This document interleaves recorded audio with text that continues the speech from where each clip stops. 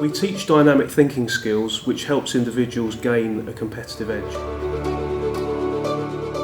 So I started out my career working for the British government. I then moved on to the United Nations and worked for NATO.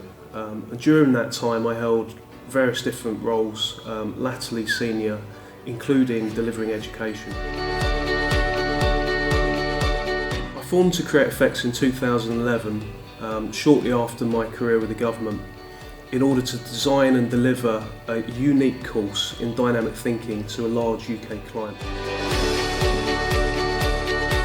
I use a mixture of methods for delivering my courses, which I tailor to the individual group, but it always involves a mixture of theory, some fun interesting experiments, simulation exercises, which cause the group to respond to an unfolding situation, and it allows them to practice the tools and techniques that I teach in a fun, practical way. Let me think of an answer, because I hate my job.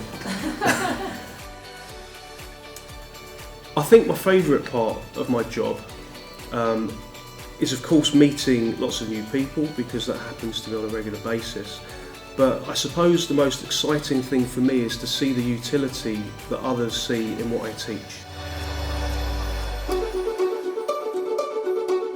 Critical and creative thinking ensures success and better understanding between colleagues and coworkers.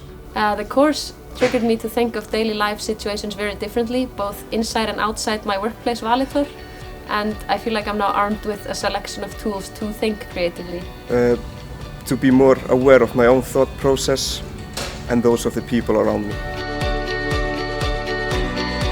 People who rely heavily on information provided by others or different sources in their work.